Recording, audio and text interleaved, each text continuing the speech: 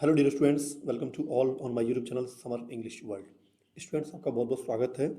Class 10th science का exam आपका होने वाला है 27 तारीख को, है ना। तो उसके लिए स्टूडेंट्स ये बहुत ही इंपॉर्टेंट वीडियो है। इसमें बहुत ही इंपॉर्टेंट फैक्ट्स दिए हुए हैं और इन महत्वपूर्ण तथ्यों को आपको अच्छे तरीके से पढ़ना है और अच्छे नंबर लेकर आना है। तो चलिए देख लेते हैं कौन कौन से इंपॉर्टेंट फैक्ट्स हैं। ये पूरे की पूरे इंपॉर्टेंट हैं। मैं कुछ इनमें से कुछ इंपॉर्टेंट आपके लिए पढ़ देता हूँ, रीड कर देता हूँ। ठीक है, जैसे कि मैग्नीशियम रिबन का दहन करने पर किस प्रकार का उस मैग्नीशियम रिबन का दहन करने पर किस प्रकार का प्रकाश उत्सर्जित होता है। श्वेत चमकदार लौ होती है। रासायनिक अभिक्रिया में भाग लेने वाले पदार्थ क्या कहलाते हैं? अभिकारक। और रासायनिक अभिक्रिया में बनने वाले पदार्थ को क्या कहलाते हैं? उत्पाद।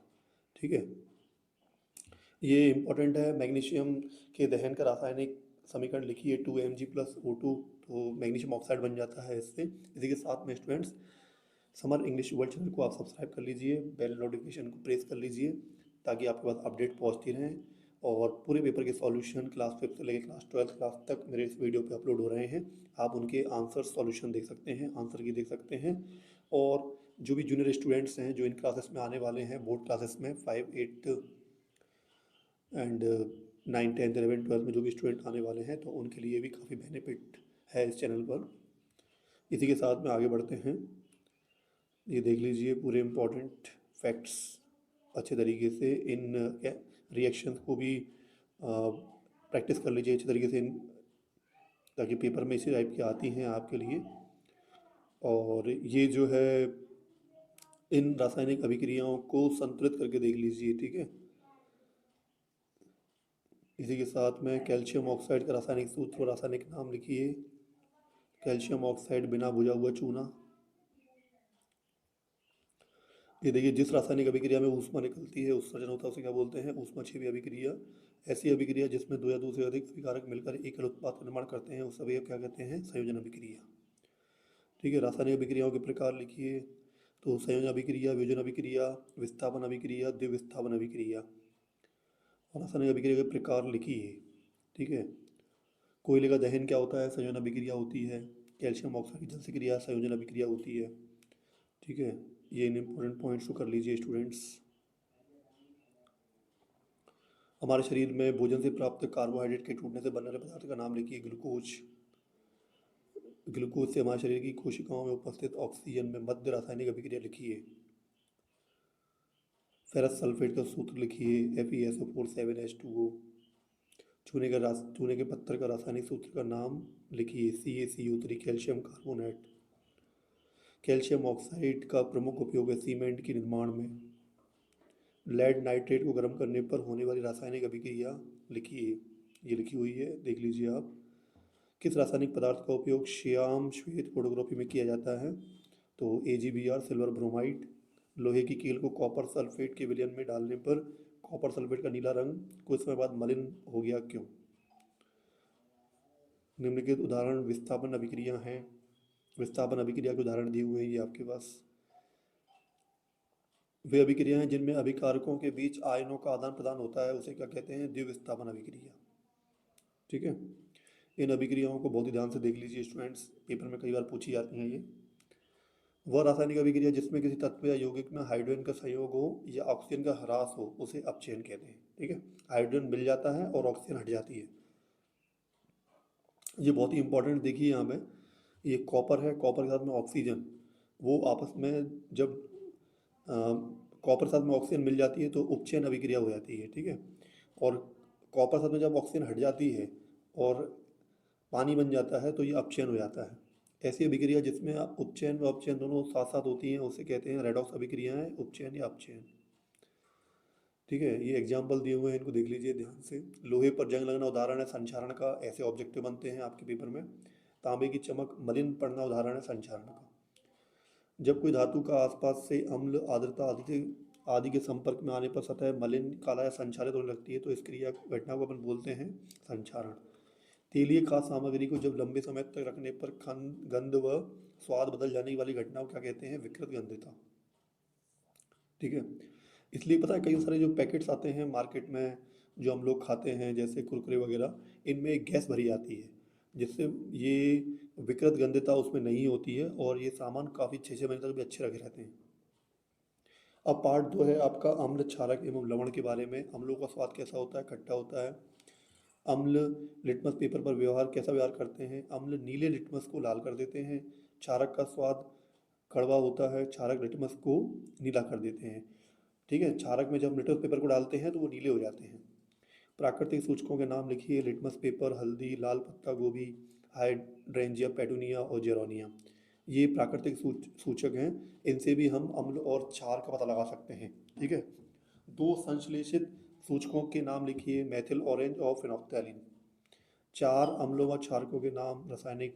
हाइड्रोक्लोरिक अम्ल HCl, सल्फ्यूरिक अम्ल H2SO4, नाइट्रिक अम्ल HNO3, एसिटिक अम्ल CH3CuOOH। इन रासायनिक सूत्रों को आप अच्छे तरीके से याद कर लीजिए, लिख लिख कर देखिए, क्योंकि पेपर में पूछे जाते हैं तो आपको फिर अच्छे मार्क्स मिलते हैं इसमें। ठीक है, फिर इसमें sodium hydroxide NaOH, potassium hydroxide KOH, calcium hydroxide CaOH का हॉल्टवाइज, मैग्नीशियम हाइड्रोक्साइड है ना MgOH2। स्टूडेंट्स, मैंने आपको एक पहले इंपॉर्टेंट फार्मूलाज जो होते हैं साइंस में उसकी एक वीडियो दी है, उसको ज़रूर देखना और उसे अच्छे तरीके से है ना माइंड में सेट कर लेना, लिख लिख के देखना। वो रासायनिक समीकरणों के नाम है, उसमें फॉर्मूले वगैरह हैं। और अभी इंपॉर्टेंट क्वेश्चन की वीडियो मैं बनाऊंगा, उसको भी आपको दे दूंगा उसको, ठीक है, अपलोड करके। गंधीय सूचक ऐसे पदार्थ जिनकी गंध अम्लीय व क्षारीय माध्यम में भिन्न होती है, गंधीय सूचक कहलाते हैं। जैसे प्याज, लौंग का तेल, वेनिला। और नीचे दिया हुआ है कि धातु अम्लों से क्रिया कर हाइड्रोजन गैस विस्थापित करती है और लवण बनाती है। जैसे अम्ल और धातु का जब हम क्रिया करवाते हैं तो लवण प्लस हाइड्रोजन गैस बन जाती है।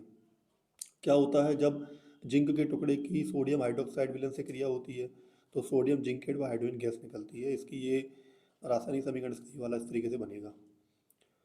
क्या होता है जब सोडियम कार्बोनेट की क्रिया तनु HCl हाइड्रोक्लोरिक अम्ल से होती है? उत्पादों के नाम लिखिए। तो कार्बन डाइऑक्साइड गैस निकलती है तथा जल व सोडियम क्लोराइड लवण बनता है। तो Na2CO3 plus 2HCl, 2NaCl plus H2O। ठीक है, इसके बाद में नीचे देख लीजिए और भी ऐसी अभिक्रियाएं दी हुई हैं। चूना पत्थर, खड़िया, चाक व संगमरमर में उपस्थित मुख्य घटक रासायनिक पदार्थ का नाम CaCO3 कैल्शियम कार्बोनेट होता है।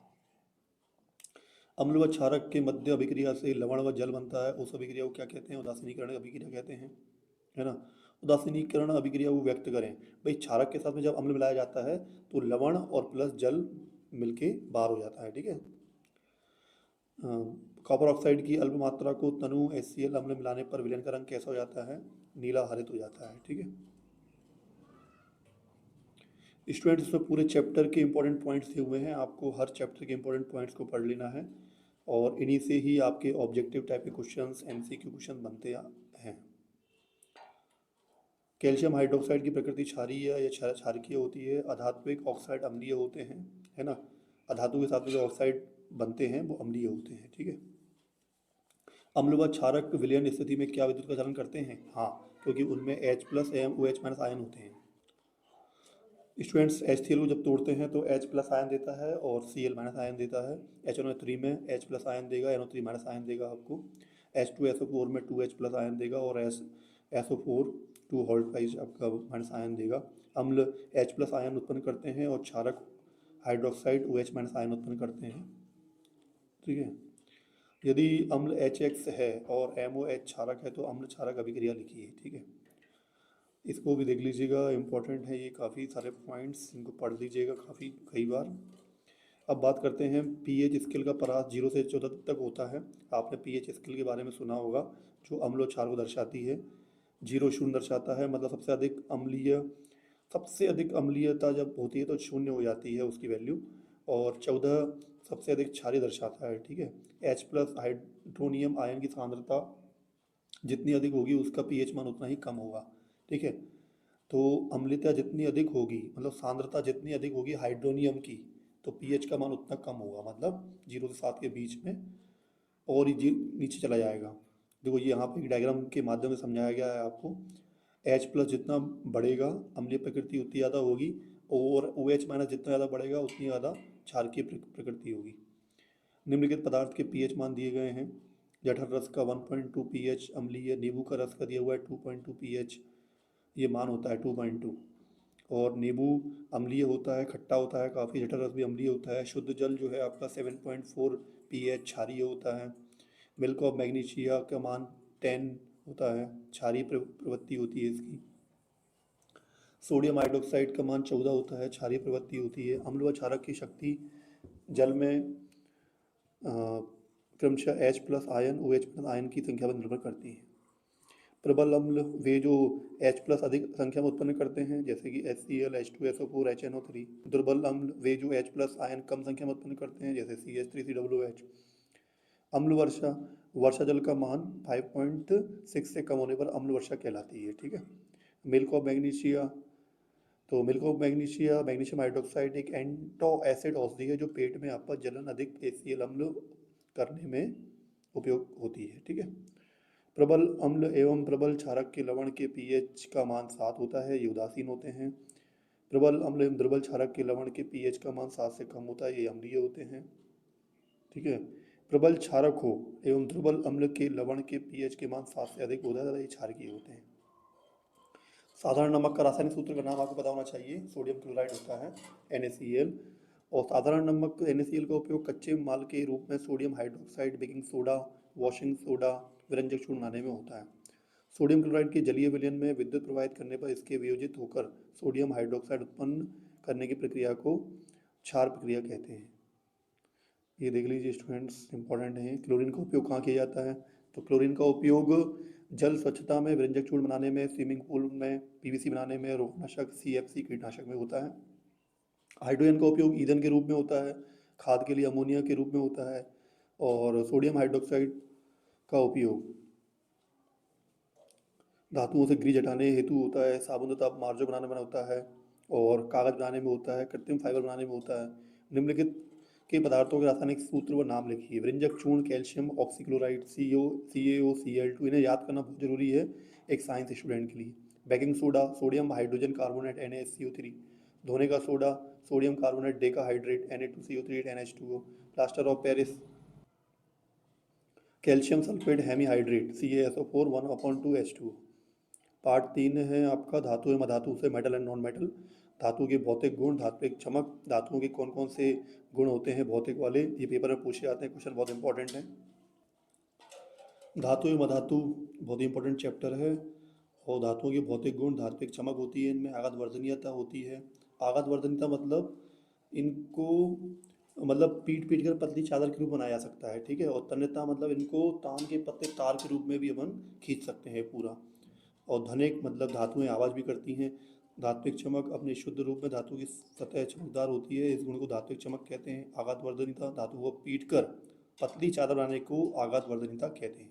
तन्यता, धातु के पत्ते तार के रूप में खींचने की क्षमता को तन्यता कहते हैं। सोना सबसे अधिक तन्य धातु है, 1 ग्राम सोने से 2 किलोमीटर लंबा तार बनाया जा सकता है।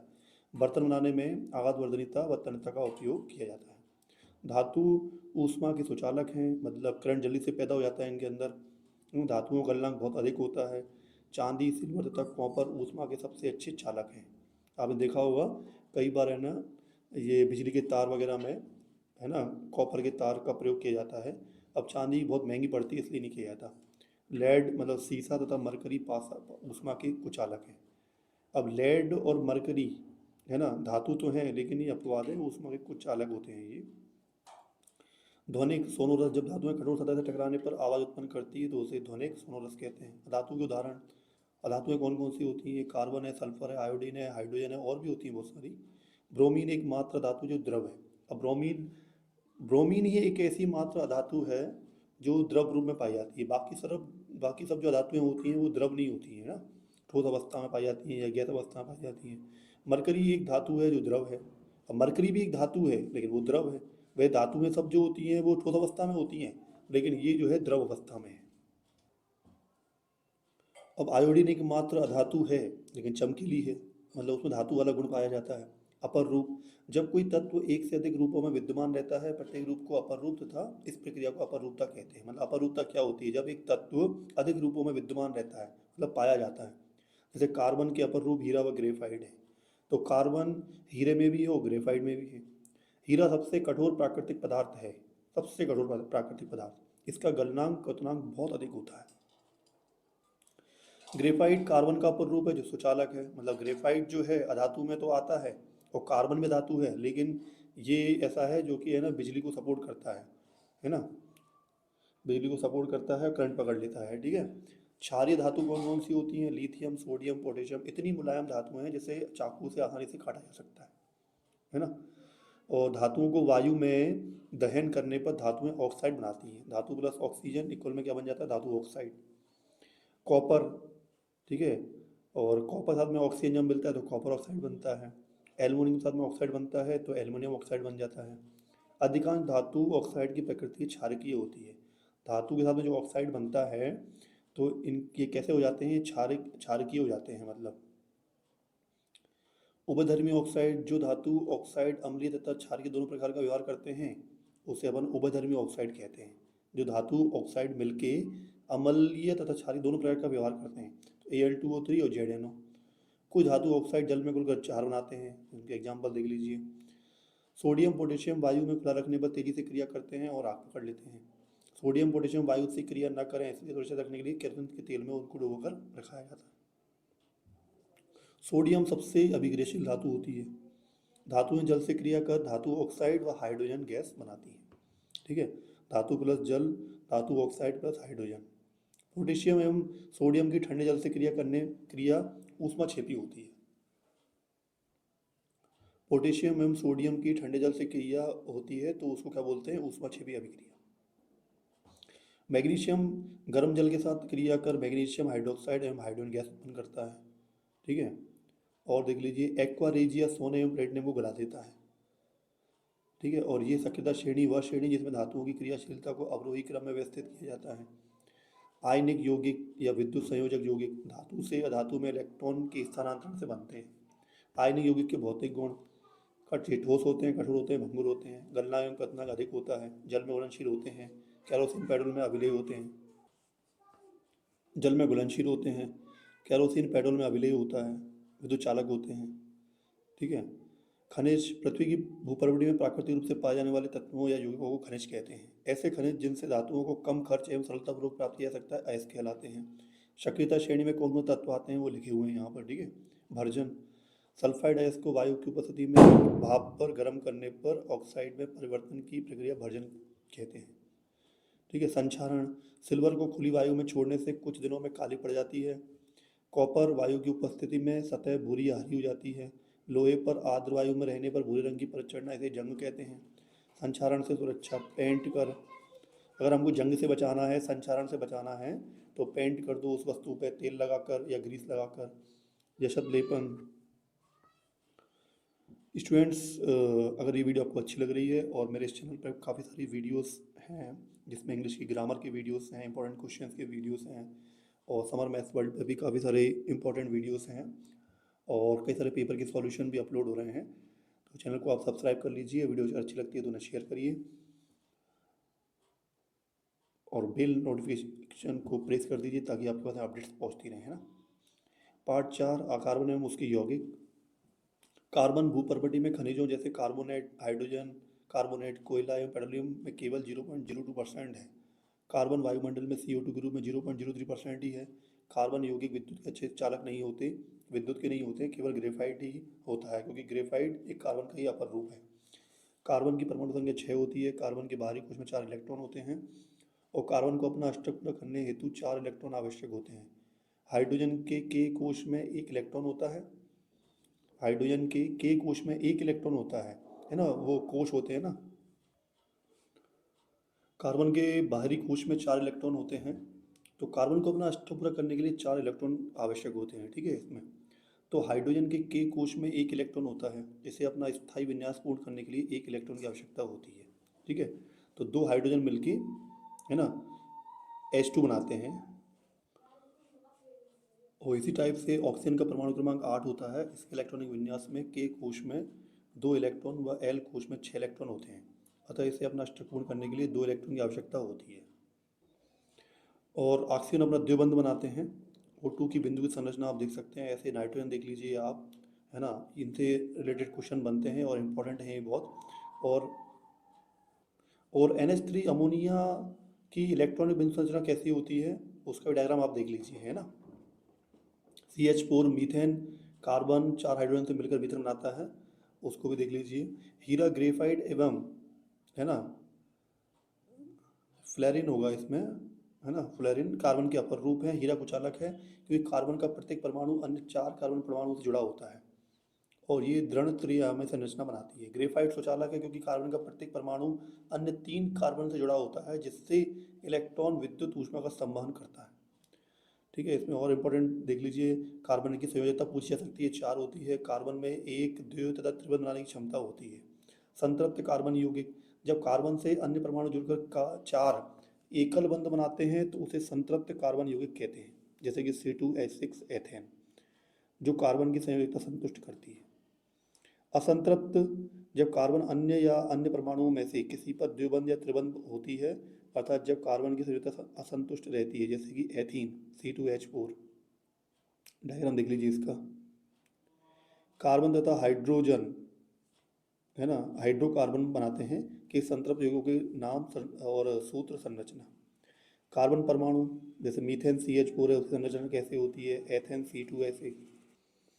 जैसे मीथेन CH4 है, CH4 की संरचना कैसी होती है, एथेन की संरचना कैसी होती है। प्रोपेन की संरचना देख लीजिए, C3H है। ब्यूटेन की संरचना देख लीजिए, पेंटेन की संरचना देख लीजिए, हेक्सेन की देख लीजिए।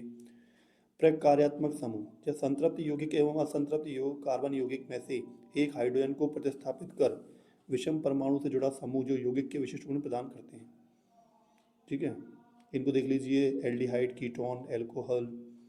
समजातीय श्रेणी, यौगिकों की ऐसी श्रृंखला में स्थित हाइड्रोजन का एक ही प्रकार का प्रकारात्मक समूह स्थापित करता है, उसे समजातीय श्रेणी कहते हैं।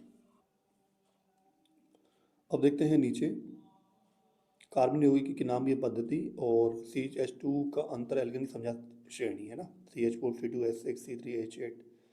हेलो एल्केन के बारे में पढ़ लीजिएगा, इनका फॉर्मूला जो होता है CnH2n+2, है ना। इसमें हाइड्रोजन को हेलोजन, ठीक है, फ्लोरीन, क्लोरीन, ब्रोमीन और आयोडीन से प्रतिस्थापित करने से बनते हैं।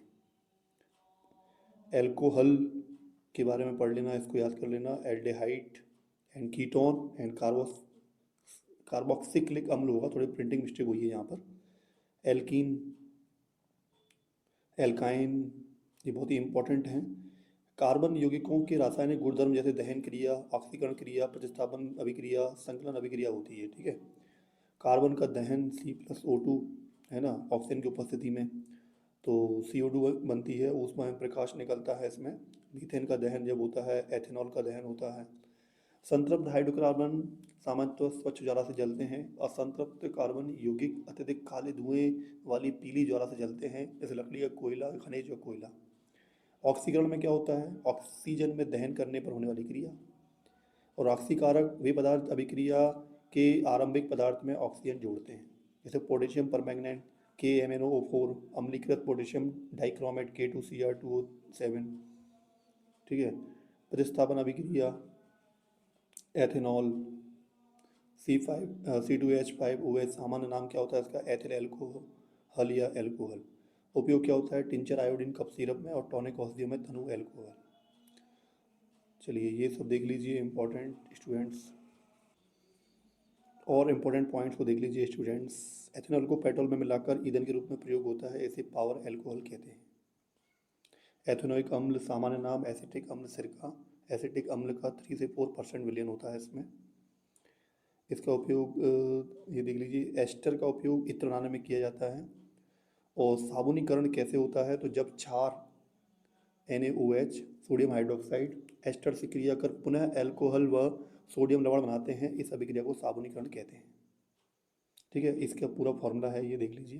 क्षार से क्रिया, कार्बोनेट एवं हाइड्रोजन कार्बोनेट से क्रिया एथेनोइक अम्ल व CO2 और H2 लवण देते हैं। साबुन, ये लंबी श्रृंखला वाले कार्बोक्सिलिक अम्लों के सोडियम एवं पोटेशियम लवण होते हैं। साबुन का आयनिक भाग जो होता है जल से क्रिया करता है। साबुन का कार्बन श्रृंखला, जो साबुन का कार्बन श्रृंखला तेल से क्रिया करता है, और दोनों की परस्पर क्रिया से मीसल संरचना बनती है। ये पानी में इमल्सन बनाता है और कपड़े साफ होते हैं। कार्बन एक सर्वतोन्मुखी तत्व है जो सभी जीवों एवं हमारे उपयोग में आने वाली वस्तुओं का आधार है। कार्बन की चतुसंयोजकता एवं श्रृंखलन प्रकृति के कारण यह कई यौगिक बनाता है। अपने अपने बाहरी कोशों को पूर्ण रूप से भरने के लिए दो परमाणुओं के बीच इलेक्ट्रॉनों की साझेदारी से सहसंयोजक आबंध बनाता है। और देख लीजिए इन इंपॉर्टेंट पॉइंट्स को स्टूडेंट। चलिए अब आ जाते हैं हम पाठ 5 पे, अध्याय 5 पे, जैव प्रक्रम के बारे में। जैव प्रक्रम कैसे कहते हैं? वे सभी प्रक्रम जो सम्मिलित रूप से अनुरक्षण का कार्य करते हैं जैव प्रक्रम कहलाते हैं। हमारे जैसे बहुकोषीय जीवों में ऑक्सीजन की आवश्यकता पूरी करने में विषरण क्यों अपर्याप्त है? बहुकोशिकीय जीवों में सभी कोशिकाएं अपने आसपास के पर्यावरण के सीधे संपर्क में रह सकती हैं, अतः साधारण विषरण सभी कोशिकाओं की आवश्यकताओं की पूर्ति नहीं कर सकता। एंजाइम किसे कहते हैं? जीवों में जटिल पदार्थों को सरल पदार्थों में खंडित करने के लिए जीव जैव उत्प्रेरक उपयोग करते हैं, जिन्हें एंजाइम कहते हैं। विषमपोषी जीव उत्तरजीविता के लिए प्रत्यक्ष या परोक्ष रूप से किस पर आश्रित होते हैं? स्वपोषी पर आश्रित रहते हैं। और विषमपोषी जीव के उदाहरण हैं जंतु जैसा कवक। ठीक है। प्रकाश संश्लेषण क्रिया का समीकरण लिखिए, बहुत ही इंपॉर्टेंट है स्टूडेंट, कर लीजिएगा, इसे याद कर ले अच्छे तरीके से। प्रकाश संश्लेषण प्रक्रम में कौन सी घटनाएं संपादित होती हैं?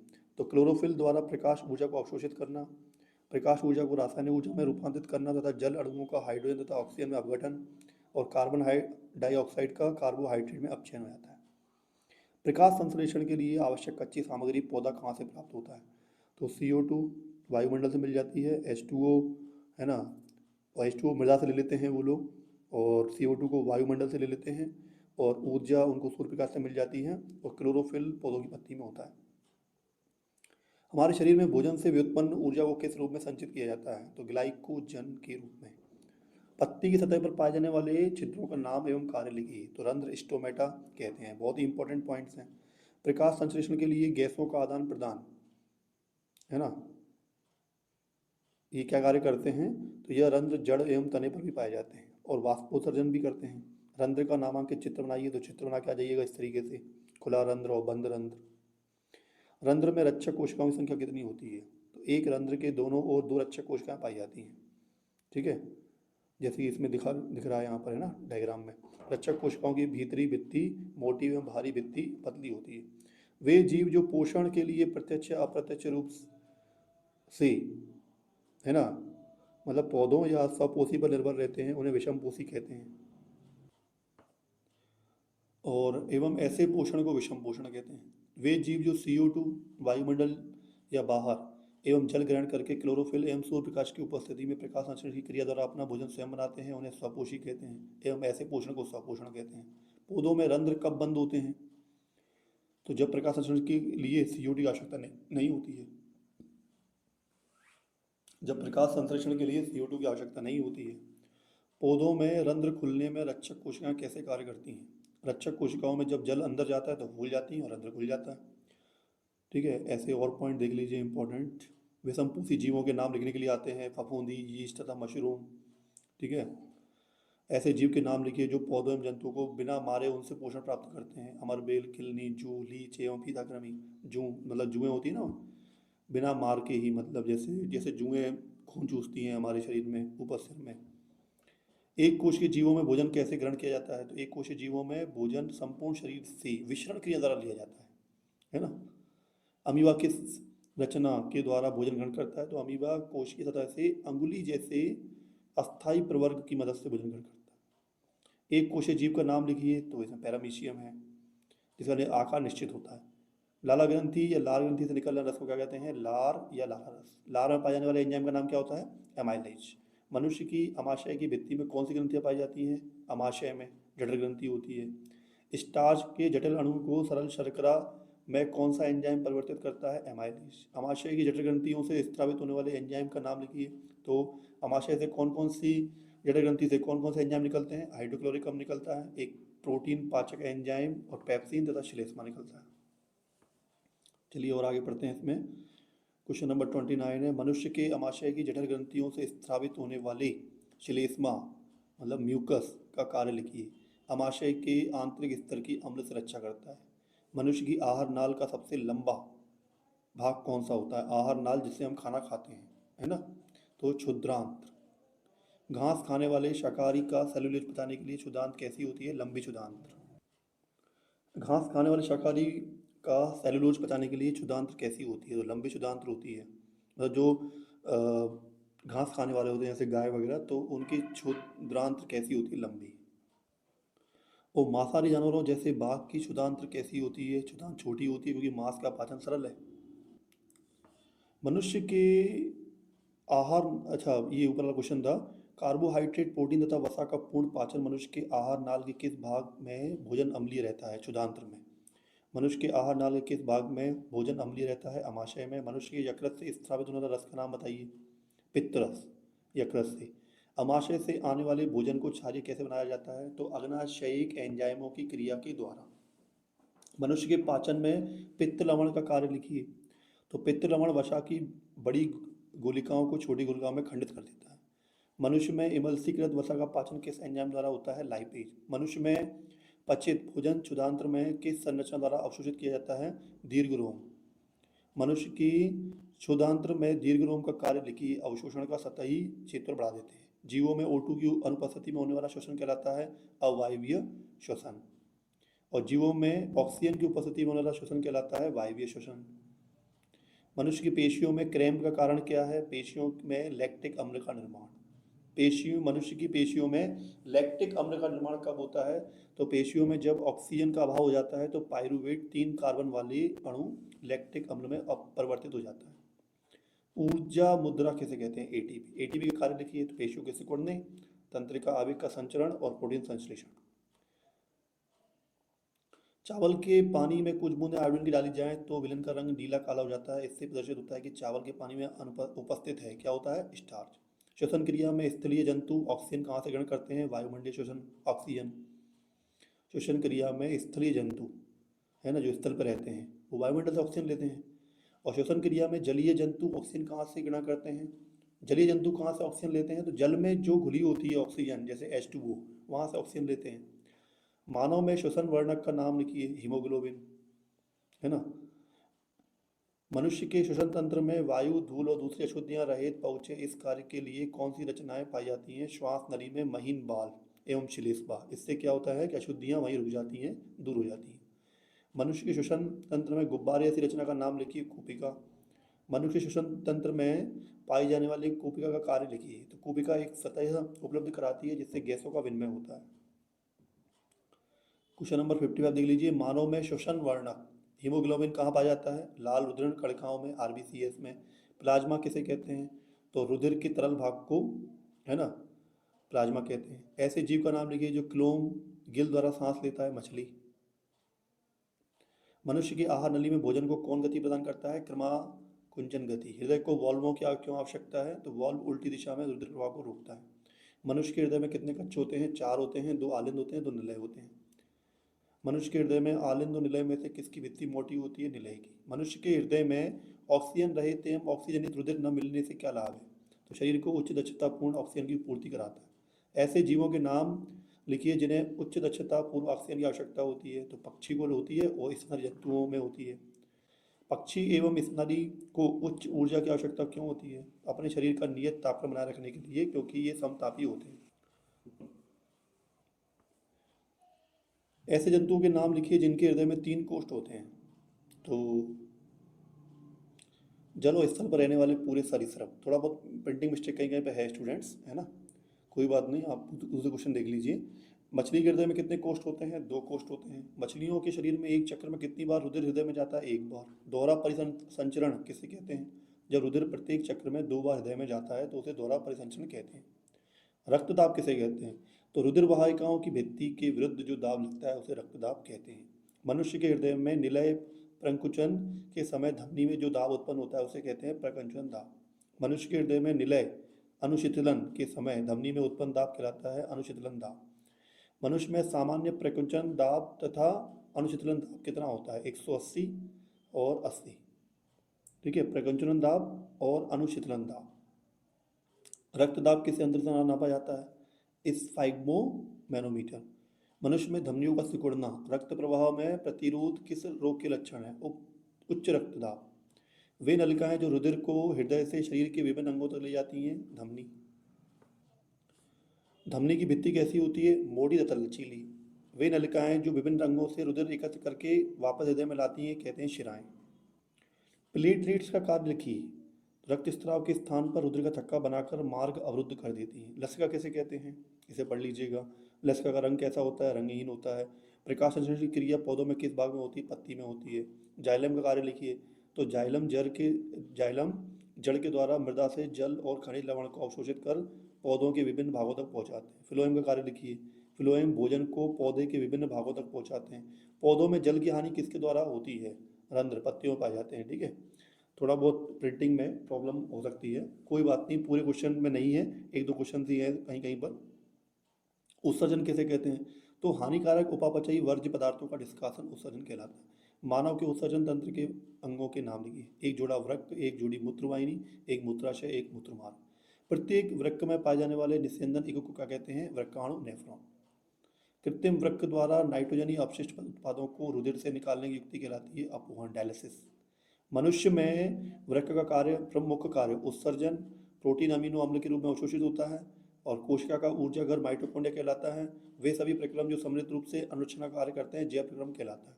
ज्यादातर पेड़ पौधे नाइट्रोजन का अवशोषण किस रूप में करते हैं? नाइट्रेटस और अमोनिया। पाचन नली में सर्वप्रथम भोजन में मिलने वाला एंजाइम कौन सा है? एमाइलेज। शरीर में पानी का अवशोषण कहाँ होता है? बड़ी आंत में। जीवधारियों में ऊर्जा मुद्रा का नाम लिखिए। एटीपी। वर्णक का नाम लिखो जो प्रकाश को अवशोषित करता है, क्लोरोफिल। कुछ अन्य महत्वपूर्ण तथ्य कौन से स्टूडेंट? ऑक्सीजन की उपस्थिति में पायरुवेट का विखंडन माइटोकॉन्ड्रिया में होता है। ग्लूकोज का ऑक्सीजन की उपस्थिति में विखंडन वायवीय श्वसन कहलाता है। ये सब इंपॉर्टेंट पॉइंट आप स्टूडेंट्स पढ़ लीजिएगा बहुत ही ध्यान से। ठीक है, इसी के साथ में स्टूडेंट्स आपको वीडियो आपके लिए बहुत ही बेनिफिशियल है, और इसी के साथ में आप चैनल को सब्सक्राइब कर लीजिए, बेल आइकन को प्रेस कर लीजिए ताकि नोटिफिकेशन आपको मिलते रहें। और जो 10th क्लास की मॉड्यूल वाली बुक आती है बहुत ही इंपॉर्टेंट, वो मेरे चैनल पर डली हुई है समर एजुकेशन वर्ल्ड पे, उसे भी देख लीजिएगा। उसमें साइंस के इंपॉर्टेंट क्वेश्चन मैंने बता के रखे हुए हैं कौन कौन से हैं, और मैं एक वीडियो बनाऊंगा अभी और भी जो साइंस के इंपॉर्टेंट क्वेश्चन के बारे में होगी, तो आप डायरेक्ट अपनी बुक में उसकी टिक लगा लीजिएगा। ठीक है, अब पार्ट 6 हम देखते हैं।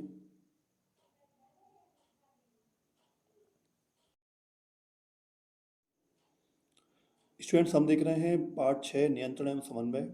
मानव मस्तिष्क मुख्यतः 3 भागों में बटा हुआ है, अग्र मस्तिष्क, फोर ब्रेन, मिड ब्रेन, मध्य मस्तिष्क, और पश्च मस्तिष्क, है ना, आपका हिंड ब्रेन, है ना। कोशिकाओं का ऐसा समूह या ऊतक जो तरल पदार्थ स्त्रावित करता है उसे ग्रंथि कहते हैं। ग्रंथियां 3 प्रकार की होती हैं, एंडोक्राइन ग्लैंड, अंतःस्रावी ग्रंथियां, मिक्स्ड ग्लैंड भी बोलते हैं इनको, है ना, और दूसरी है मिक्स्ड ग्लैंड, इनको नहीं बोलते, मिक्स्ड ग्लैंड मिश्रित ग्रंथि, और एक्जोक्राइन ग्लैंड बाह्यस्रावी ग्रंथियां। एंडोक्राइन ग्लैंड्स अंतःस्रावी ग्रंथियां, ये ग्रंथियां नलिका विहीन होती हैं, इनमें नलिकाएं नहीं होती। इनसे बनने वाला तरल पदार्थ हार्मोन कहलाता है, और इनसे निकलने वाला हार्मोन रक्त के माध्यम से लक्ष्य कोशिका तक पहुंचते हैं।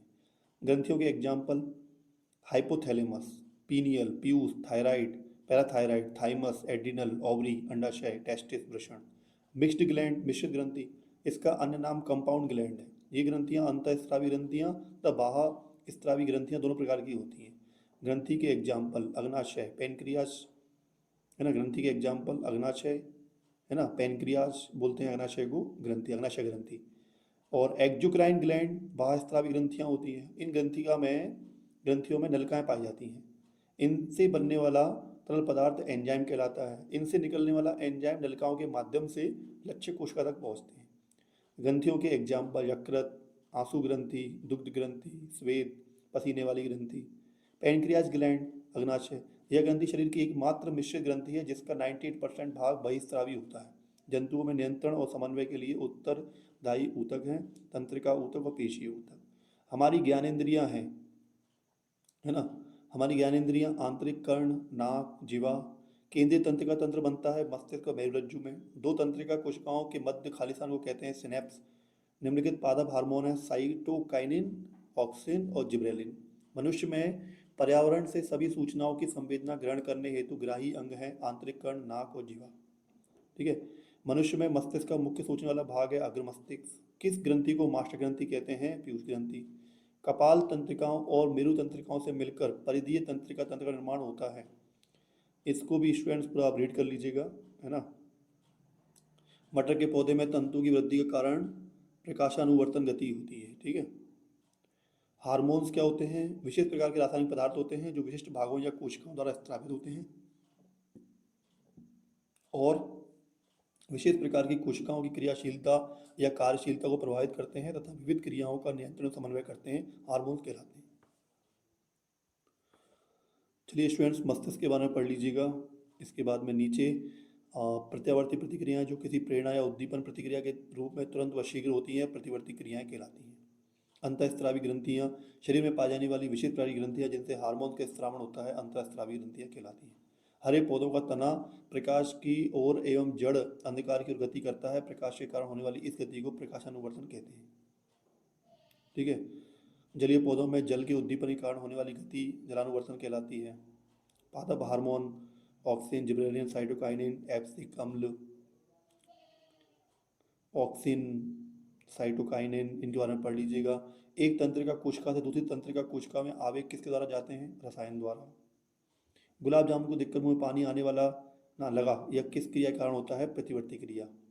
केंद्रीय तंत्रिका तंत्र में कौन से अंग आते हैं? मस्तिष्क तथा मेरुरज्जु। मस्तिष्क के मनुष्य के मस्तिष्क के विभिन्न भागों के नाम बताइए। तो अग्र मस्तिष्क, मध्य मस्तिष्क और पश्चिम मस्तिष्क। मस्तिष्क एवं मेरुरज्जु से निकलने वाली तंत्रिकाओं के नाम लिखिए। मस्तिष्क कपाल तंत्रिकाएं, मेरुरज्जु मेरु तंत्रिकाएं। वे क्रियाएं जिन पर हमारे मस्तिष्क का नियंत्रण नहीं होता है, अनैच्छिक क्रिया होती हैं। अनैच्छिक क्रियाओं के उदाहरण लार आना, वमन, उल्टी आना, रक्तदाब, है ना, ब्लड प्रेशर। अनैच्छिक क्रियाएं नियंत्रित होती हैं पश्चिम मस्तिष्क स्थित मेडुला द्वारा। अच्छा, उद्दीपन क्रिया का उदाहरण पौधों में छुई हुई के पौधों की गति। ऑक्सिन हार्मोन पौधों में कहाँ संश्लेषित होता है? प्ररोह के अग्रभाग। तने की वृद्धि में सहायक हार्मोन जिब्रेलिन। पादप वृद्धि संदमन एप्सिक अम्ल होता है। एप्सिसिक अम्ल है ना, ये थोड़ा प्रिंट मिस्टेक है। एड्रीनेलिन हार्मोन हार्मोन किस ग्रंथि से स्रावित होता है? अधिवृक्क ग्रंथि से। हमें आहार में आयोडीन युक्त नमक लेना क्यों आवश्यक है? थायरोक्सिन हार्मोन बनाने के लिए आयोडीन आवश्यक है। कार्बोहाइड्रेट, प्रोटीन तथा वसा के उपापचय का नियंत्रण कौन सा हार्मोन करता है? थायरोक्सिन। फूली हुई गर्दन किस बीमारी का लक्षण है? गाइटर मतलब घेंगा। घेंगा रोग का कारण आयोडीन कमी हो जाती है तो घेंगा रोग हो जाता है। जब आप या आपके दोस्तों की आयु 10-12 वर्ष रही होगी तो आपके शरीर में कोई परिवर्तन महसूस हुआ होगा। यह परिवर्तन किस हार्मोन के कारण होता है? टेस्टोस्टेरोन। जब आप या आपकी सहेली की आयु 12 से 14 वर्ष रही होगी तब शरीर में अनेक परिवर्तन किस हार्मोन के कारण होते हैं? एस्ट्रोजन। आपके दादाजी को कम शर्करा की सलाह डॉक्टर ने दी है। दादाजी किस रोग से पीड़ित हैं? मधुमेह। मधुमेह के रोगी को किस हार्मोन को लेने की सलाह दी जाती है? इंसुलिन। इंसुलिन हार्मोन का निर्माण मनुष्य के किस अंग में होता है? अग्नाशय। इंसुलिन का क्या कार्य है? इंसुलिन रुधिर में शर्करा के स्तर को नियंत्रित करने में सहायता करता है। टेस्टोस्टेरोन हार्मोन मनुष्य के किस अंग से स्रावित होता है? वृषण से। और एस्ट्रोजन हार्मोन मादा के किस अंग से स्रावित होता है? अंडाशय। पार्ट 7, जीव जनन कैसे करते हैं? अलैंगिक जनन मुकुलन द्वारा होता है, यीस्ट। निम्नलिखित में से मानव में मादा जनन तंत्र का भाग है ना? सभी होते हैं इसमें, अंडाशय या गर्भाशय या डिंबवानी या सभी। ठीक है। पराग कोश में होते हैं परागकण। और नर युग्मक एवं मादा युग्मक के संलयन की क्रिया कहलाती है निषेचन। अंडक का शीर्ष भाग क्या कहलाता है? वर्तिकाग्र। कायिक प्रजनन का प्रकार होता है। ठीक है, इसमें आंसर देना है। मानव में निषेचन कहाँ होता है? अंडवानी में। बीजांड निर्माण कहाँ होता है? बीज का। मादा मनुष्य में यौनावस्था कब प्रारंभ होती है? 12 से 14 वर्ष। प्रजनन किसे कहते हैं? अपने समान संततियों को उत्पन्न करना। अलैंगिक प्रजनन का एक उदाहरण दीजिए। ब्रायोफिलम में कलिकायन। नर में वृषण की संख्या कितनी होती है? 2। मादा में अंडाणुओं का निर्माण कहाँ होता है? अंडाशय में। डीएनए का पूरा नाम ये आता है स्टूडेंट, बहुत इंपॉर्टेंट है ये। डीएनए का नाम पूछ लिया जाता है आपसे। डीऑक्सीराइबो न्यूक्लिक एसिड, ये अम्ल। हाइड्रा में अलैंगिक प्रजनन किस विधि के द्वारा होता है? मुकुलन। कोशिका विभाजन अथवा विखंडन द्वारा नए जीवों की उत्पत्ति होती है। वे जीव होते हैं एक कोशिक जीव। मलेरिया परजीवी प्लाज्मोडियम जैसे जीवों में प्रजनन होता है बहुखंडन द्वारा। पुनर्जनन किसे कहते हैं? पूर्ण रूपेण विभेदित जीवों में अपने कायिक भाग से नए जीव के निर्माण की क्षमता पुनर्जनन कहलाती है। हाइड्रा एवं प्लेनेरिया में प्रजनन किस विधि द्वारा होता है? पुनर्जनन।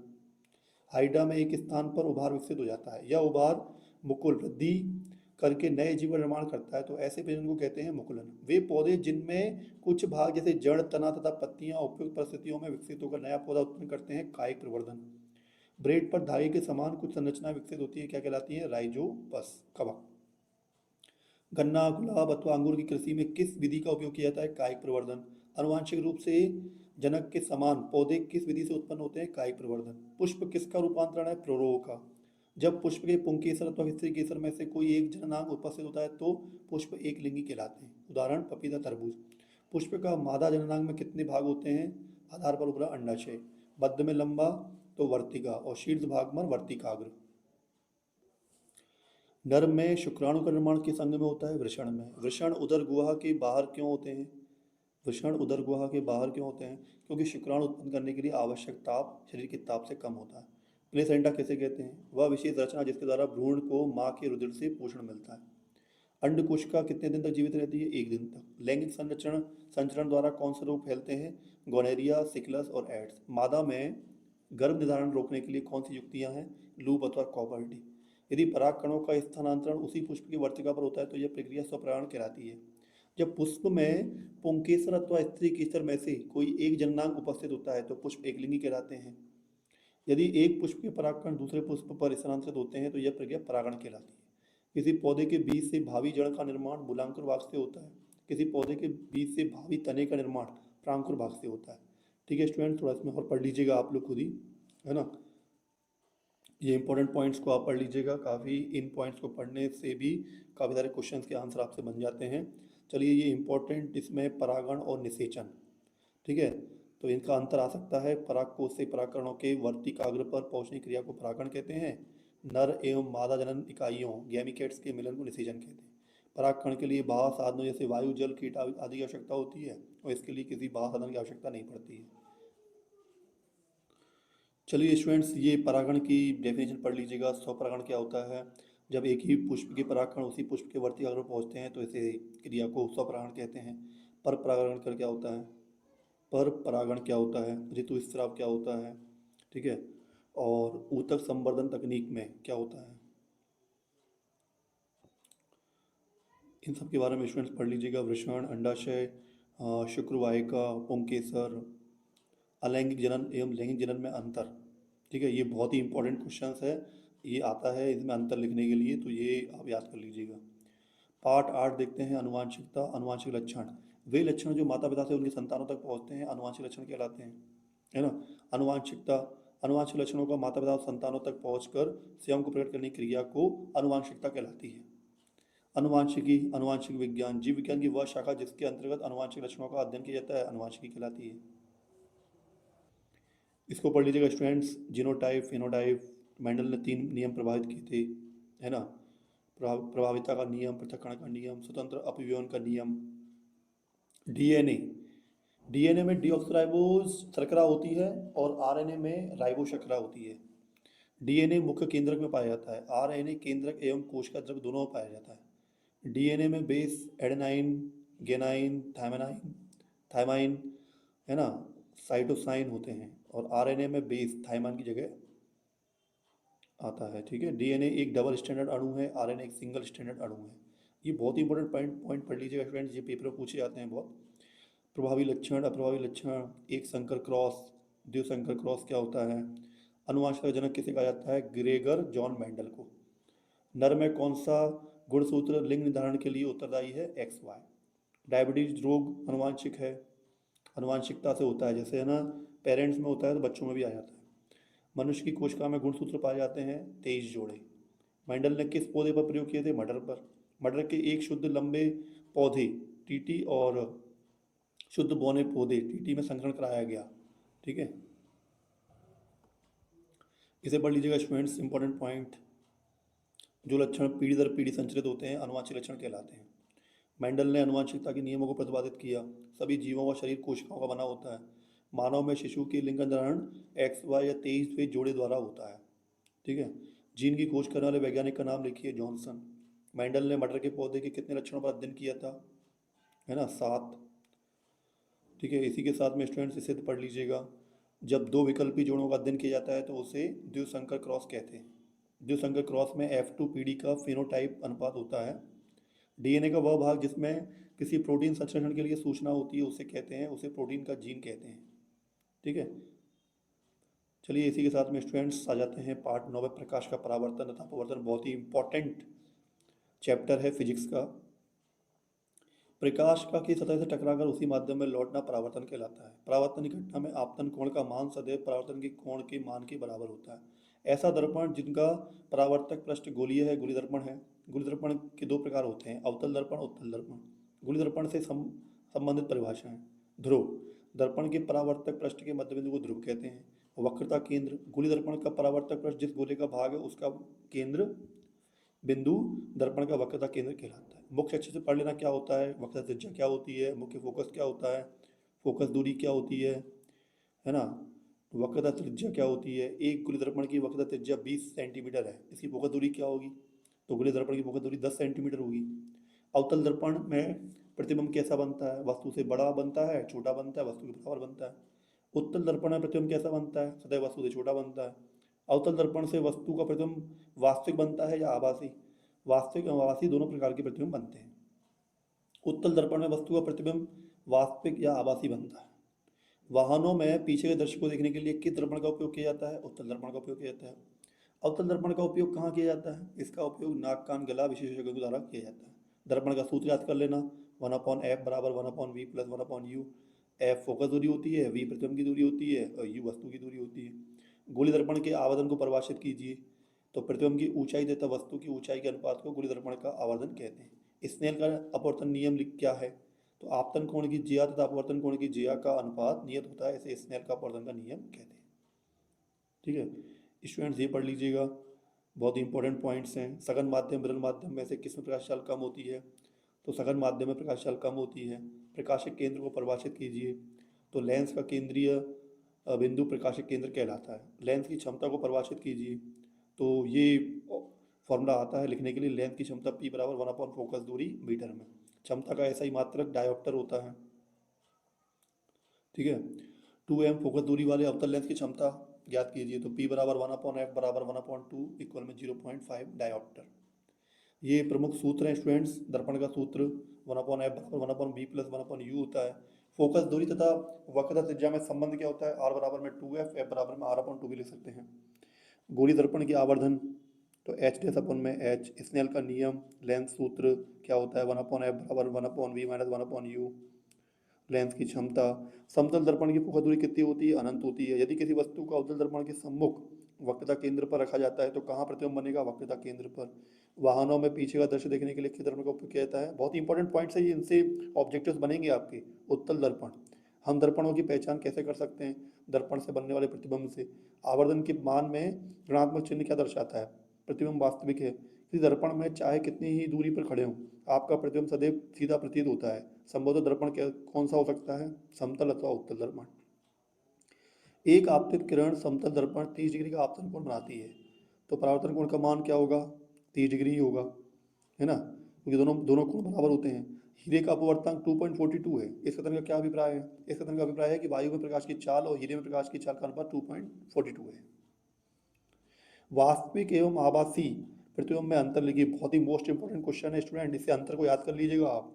इसमें प्रकाश की किरणें परावर्तन या अपवर्तन के बाद वास्तव में एक बिंदु पर मिलती हैं, और आभासी प्रतिबिंब में क्या होता है, प्रकाश की किरणें परावर्तन या अपवर्तन के बाद पीछे बढ़ाने पर किसी एक बिंदु पर मिलती हैं। या सदैव उल्टे बनते हैं या तो सीधे बनते हैं। इन्हें पर्दे प्राप्त किया जा सकता है, इन्हें पर्दे पर प्राप्त नहीं किया जा सकता। पार्ट 10 है मानव नेत्र तथा रंग बिरंगा संसार। मानव नेत्र में प्रकाश की एक पतली झिल्ली से होकर प्रवेश करता है, जिसे कॉर्निया कहते हैं। क्या बोलते हैं इसे, कॉर्निया। मानव नेत्र में प्रतिबिंब रेटिना पर उल्टा तथा वास्तविक बनता है। स्पष्ट दृष्टि, है ना, स्पष्ट दृष्टि क्या होती है, इसे पढ़ लीजिएगा, 25 सेंटीमीटर तक सही तरीके से देख पाना, है ना। समंजन क्षमता क्या होती है, दृष्टि दोष क्या होता है। ठीक है, कभी भी नेत्र की समंजन क्षमता कम होने लगती है, ऐसी स्थिति में व्यक्ति वस्तुओं को आराम से स्पष्ट नहीं देख पाता है। प्रमुख रूप से इस दृष्टि के 3 सामान्य अपवर्तन दोष होते हैं, निकट दृष्टि दोष, दूरदृष्टि दोष, जरा दृष्टि दोष। इनको स्टूडेंट बहुत ही अच्छे तरीके से पढ़ लीजिएगा, इससे क्वेश्चन बनते हैं पेपर में, है ना। ठीक है, प्रिज्म के बारे में पढ़ लीजिएगा, विचलन कोण क्या होता है, वर्ण विक्षेपण क्या होता है। जब श्वेत प्रकाश प्रिज्म से होकर गुजरता है तब वह यह अपने अवयवी रंगों में विभक्त हो जाता है, यह घटना वर्ण विक्षेपण कहलाती है। और अवयवी रंगों के इस क्रम को स्पेक्ट्रम कहते हैं, और इसे हम विबज्योर से दिखाते हैं। मैंने जो एक पहले वीडियो बनाई है पूरे इंपॉर्टेंट फार्मूलाज की, साइंस की, उसको भी देख लेना, उसमें बताया है मैंने। तारे टिमटिमाते हैं परंतु ग्रह नहीं टिमटिमाते हैं, इसको पढ़ लीजिएगा। प्रकीर्णन तथा टिंडल प्रभाव बहुत ही इंपॉर्टेंट टॉपिक है, इसे पढ़ लीजिएगा। ठीक है, निकट दृष्टि दोष क्या है, इसे कैसे दूर किया जाता है, तो इस दोष में व्यक्ति निकट की वस्तुओं को स्पष्ट देख सकता है, दूर की वस्तुओं को नहीं। इस दोष को दूर करने के लिए अवतल लेंस का उपयोग किया जाता है। दूरदृष्टि दोष क्या है, जरा दृष्टि दोष क्या है, इसे पढ़ लीजिएगा, इंपॉर्टेंट है। प्रकाश का वर्ण विक्षेपण क्या है, इसे पढ़ लीजिएगा। ठीक है, अगर आपके पास इसके आंसर नहीं लिखे हो तो आप इसके आंसर भी इसमें से वीडियो में से लिख सकते हैं। ठीक है, चलिए अब देखते हैं आगे। मानव नेत्र की सामान्य दृष्टि के लिए दूर बिंदु तथा निकट बिंदु नेत्र से कितनी दूरी पर होते हैं? 25 सेंटीमीटर। तारे क्यों टिमटिमाते हैं? इस क्वेश्चन को देख लीजिएगा। ठीक है, प्रकाश के वायुमंडलीय अपवर्तन के कारण तारे टिमटिमाते हैं। प्रकीर्णन, प्रकीर्णन प्रकाश की किस घटना के कारण आकाश नीला दिखाई देता है? प्रकाश के प्रकीर्णन के कारण। ठीक है, और देखते हैं इंद्रधनुष बनने का क्या कारण है? वर्ण विक्षेपण। आकाश के नीले रंग का क्या कारण है? प्रकाश का प्रकीर्णन। गहरे समुद्र में जल का रंग नीला दिखाई देने का क्या कारण है? जल में प्रकाश का परावर्तन। प्रिज्म के दो फलकों के बीच का कोण कहलाता है प्रिज्म कोण। पाठ 11 विद्युत। विद्युत आवेश प्रवाह की दर को विद्युत धारा कहते हैं। इसका ऐसा ही मात्रक क्या होता है? क्यू अपॉन एम्पियर होता है। विद्युत धारा बराबर क्या होता है? प्रभावित आवेश बटे समय, या आई बराबर में क्यू अपॉन में टी। ठीक है, ये इन इंपॉर्टेंट पॉइंट्स को बहुत ही ध्यान से पढ़ लीजिएगा, लिख लीजिएगा, इनसे क्वेश्चन बनते हैं। ठीक है, एकांक आवेश को एक बिंदु से दूसरे बिंदु तक ले जाने में किया गया कार्य दोनों बिंदुओं के बीच विभवांतर के तुल्य होता है। दो बिंदुओं के बीच विभवांतर बराबर किया गया कार्य बटे आवेश। 1 वोल्ट की परिभाषा, 1 कूलाम आवेश को एक बिंदु से दूसरे बिंदु तक ले जाने में यदि 1 जूल कार्य किया गया जाए तो दोनों बिंदुओं के बीच विभवांतर 1 वोल्ट होता है। 1 वोल्ट बराबर 1 जूल बटे 1 कूलाम होता है। ओम का नियम बहुत ही मोस्ट इंपॉर्टेंट है स्टूडेंट। किसी चालक में बहने वाली विद्युत धारा, करंट, उसके सिरों के विभवांतर वोल्टेज के अनुक्रमानुपाती होती है, अर्थात सिरों के विभवांतर वोल्टेज के बढ़ने पर विद्युत धारा भी बढ़ जाती है। इसे ओम का नियम कहते हैं। चालक का प्रतिरोध कैसे कहते हैं? कार्य करने की दर को शक्ति कहते हैं, अथवा किसी यंत्र द्वारा ऊर्जा व्यय करने की दर को शक्ति कहते हैं। शक्ति बराबर व्यय ऊर्जा बटे समय। विद्युत शक्ति के मात्रक से ऊर्जा का मात्रक। 1 वाट शक्ति का कोई विद्युत उपकरण 1 घंटे में जितनी ऊर्जा उपयोग करता है उसे 1 किलोवाट ऊर्जा कहते हैं। विद्युत धारा का मात्रक क्या है? एम्पियर। इलेक्ट्रॉन पर आवेश का मान कितना होता है? 1.6 इंटू 10⁻⁻19 कूलाम। ठीक है, 1 वोल्ट को परिभाषित कीजिए तो दो बिंदुओं के बीच 1 कूलाम आवेश को एक बिंदु से दूसरे बिंदु तक ले जाने में 1 जूल कार्य किया जाता है, तो उन दो बिंदुओं के बीच विभवांतर 1 वोल्ट होता है। ठीक है, किसी चालक का वह कौन सा गुण है कि वह अपने में प्रवाहित होने वाले आवेश के प्रवाह का विरोध करता है? चालक का प्रतिरोध। 1 ओम बराबर क्या होता है? 1 वोल्ट बटे 1 एम्पियर। विद्युत परपथ में परपथ के प्रतिरोध को परिवर्तित करने के लिए प्रयुक्त युक्ति का क्या नाम है? धारा नियंत्रक। ठीक है, इसमें इंपॉर्टेंट पॉइंट देख लीजिएगा, है ना। और ये एक फॉर्म आपके थोड़ा छोटा सा क्वेश्चन दिया गया है, इसे सॉल्व कर लीजिएगा। मिश्र धातुओं की प्रतिरोधकता धातुओं की प्रतिरोधकता से अधिक होती है या कम? अधिक होती है। ठीक है, इन पॉइंट्स को स्टूडेंट पढ़ लीजिएगा। परिपथ में प्रवाहित विद्युत धारा को किस उपकरण के द्वारा मापा जाता है? अमीटर के द्वारा। विद्युत परपथ में धारा प्रवाहित करने पर गर्म या ऊष्मा उत्पन्न होती है, यह किस प्रभाव को दर्शाती है? विद्युत धारा का तापीय प्रभाव। विद्युत ऊर्जा की व्यय होने की दर को क्या बोलते हैं? विद्युत शक्ति। विद्युत शक्ति P1 विभवांतर V तथा विद्युत धारा में संबंध लिखिए, तो P बराबर में VI। विद्युत शक्ति का ऐसा ही मात्रक क्या है? ऐसा ही मात्रक वाट है। वाट तथा किलोवाट में क्या संबंध होता है? 1 किलोवाट बराबर में 1000 वाट होता है। ठीक है, और 1 किलोवाट घंटा तथा जूल में क्या संबंध है? तो 1 किलोवाट घंटा बराबर होता है 3.6 इंटू 10⁻6 जूल। स्टूडेंट्स ये देख लीजिएगा, विद्युत के बहुत ही इंपॉर्टेंट प्रतीक चिन्ह दिए हुए हैं। विद्युत सेल का, बैटरी अथवा सेलों का संयोजन, प्लग कुंजी अथवा स्विच का, तार संधि का, तार क्रॉसिंग का, विद्युत बल्ब का, प्रतिरोधक का, एमीटर का, वोल्ट मीटर का। यदि विभवांतर को वोल्ट में तथा धारा को एम्पियर में मापें तो शक्ति का मात्रक होगा वोल्ट एम्पियर। एक अश्व शक्ति में कितने वाट होते हैं? 746 वाट। विभवांतर मापन यंत्र है वोल्ट मीटर। किसी तार का प्रतिरोध उसकी लंबाई के अनुक्रमानुपाती होता है। फ्यूज को किसी संयंत्र के साथ श्रेणी क्रम में जोड़ा जाता है। ठीक है, विभवांतर धारा और प्रतिरोध पे संबंध लिखिए, तो V बराबर में IR। तीन प्रतिरोधकों को श्रेणी क्रम में संयोजित करने पर उनके तुल्य प्रतिरोध का संबंध लिखिए, तो R1 plus R2 plus R3 श्रेणी क्रम में इस तरीके से जोड़ते हैं। ठीक है, और पार्श्व क्रम में इस तरीके से जोड़ते हैं। विद्युत आवेश का मात्रक होता है कूलाम। एकांक आवेश को किसी परपथ के एक बिंदु से दूसरे बिंदु तक ले जाने में किए गए कार्य को विभवांतर कहते हैं। किसी परपथ में संयोजित तार की लंबाई को खींचकर दोगुना कर देते हैं। एमीटर का पाठ्यांक कितने गुना हो जाएगा? 1/4। विद्युत संचरण के लिए प्रायः किन दो धातुओं के तारों का उपयोग किया जाता है? तांबा तथा एल्यूमिनियम। पाठ 12 विद्युत धारा के चुंबकीय प्रभाव, इसे पढ़ लेते हैं। किसी चालक तार में विद्युत धारा प्रवाहित करने पर उसके चारों ओर चुंबकीय क्षेत्र उत्पन्न हो जाता है, इसे विद्युत धारा का चुंबकीय प्रभाव कहते हैं। चुंबकीय क्षेत्र रेखाएं क्या हैं? तो चुंबकीय क्षेत्र की उपस्थिति को प्रदर्शित करने के लिए खींची गई काल्पनिक रेखाओं को चुंबकीय क्षेत्र रेखाएं कहते हैं। ठीक है, भूसंपर्क तार क्या होता है? इसके बारे में पढ़ लीजिएगा। लघुपथन क्या होता है? अतिभारण क्या होता है? इसे देख लीजिएगा स्टूडेंट। चुंबकीय क्षेत्र उत्पन्न करने के दो तरीके, किसी प्रबल चुंबक की सहायता से चुंबकीय क्षेत्र उत्पन्न किया जा सकता है। किसी कुंडली अथवा तार में विद्युत धारा प्रवाहित करके चुंबकीय क्षेत्र उत्पन्न किया जा सकता है। ठीक है। और देख लीजिए स्टूडेंट्स, पास पास लिपटे विद्युत रोधी तांबे की तार की बेलन की आकृति की अनेक फेरों वाली कुंडली को कहते हैं धारावाही प्रणालिका। और कौन से क्वेश्चन है, फ्लेमिंग के बाएं हाथ के नियम में चुंबकीय क्षेत्र को किसके द्वारा दर्शाया जाता है, तर्जनी के द्वारा। वेरी इंपॉर्टेंट है। फ्लेमिंग के बाएं हाथ के नियम में मध्यमा को किसको दर्शाती है, चालक में बहने वाली धारा की दिशा को। हमारे घरों में विद्युत शक्ति कितने वोल्ट पर प्राप्त करते हैं, 220 वोल्ट पर। घरेलू परिपथों की सुरक्षा के लिए किस युक्ति का उपयोग किया जाता है, विद्युत फ्यूज। धात्विक आवरण में यदि विद्युत धारा का क्षारण होता है तो व्यक्ति को गंभीर झटका न लगे, इसके लिए सुरक्षा का उपाय है भूसंपर्क तार। पार्ट 13 देख लेते हैं स्टूडेंट। जैव निम्नीकरणीय पदार्थ हैं फलों के छिलके, केक एवं नींबू। ठीक है। और देख लेते हैं, हरे पादप किस पोषी स्तर में आते हैं, प्रथम। सबसे बड़ा परितंत्र है महासागर। एक परितंत्र में मानव है सर्वाहारी। ऊर्जा का पिरामिड होता है सदैव सीधा। ओजोन परत को हानि पहुंचाने वाला रसायन है CFC, क्लोरोफ्लोरोकार्बन। परितंत्र में ऊर्जा का प्रवाह होता है एक दिशा में। विश्व पर्यावरण दिवस का मनाया जाता है 5 जून को। ठीक है। जीवाणु और कवक जैसे सूक्ष्म जीव कहलाते हैं अपघटक। वर्षा के पानी को एकत्रित करना व इसे उपयोग में लाना कहलाता है वर्षा जल संग्रहण। हरे पौधे कहलाते हैं उत्पादक। संपूर्ण विश्व में मनुष्य के क्रियाकलापों से वातावरण का तापमान बढ़ने की घटना क्या कहलाती है, ग्लोबल वार्मिंग। अनेक खाद्य श्रृंखलाएं परस्पर मिलकर जटिल खाद्य जल निर्माण करती हैं। पौधे अपना, हाँ ठीक है, ये हो गया उत्तर था ये। पौधे अपना भोजन किस प्रक्रिया द्वारा बनाते हैं, प्रकाश संश्लेषण। इंपॉर्टेंट क्वेश्चन हैं ये, इंपॉर्टेंट। और देख लेते हैं, पोषण के आधार पर उपभोक्ताओं को कितने वर्गों में बांटा गया है, 3, शाकाहारी, मांसाहारी, सर्वाहारी। ओजोन परत में छिद्र सबसे पहले कहाँ देखा गया था, अंटार्कटिका में 1985 में। ग्लोबल वार्मिंग के कोई दो कारण लिखिए। वृक्षों की अत्यधिक कटाई से वातावरण में CO2 गैस की वृद्धि हो जाती है। जीवाश्म ईंधनों के दहन से उत्पन्न CO2 एवं CO गैसों की मात्रा में वृद्धि हो जाती है। ठीक है। और स्टूडेंट देख लीजिएगा, जैव निम्नीकरणीय प्रदूषक एवं अजैव निम्नीकरणीय प्रदूषकों में अंतर लिखने के लिए आएगा, तो इसे याद कर लीजिएगा। खाद्य श्रृंखला और खाद्य जाल बहुत ही इंपॉर्टेंट क्वेश्चन है, ये आता है। इसके अंतर देख लीजिए। उत्पादक व उपभोक्ता के मध्य पोषण संबंध का प्रदर्शन करती है। अनेक खाद्य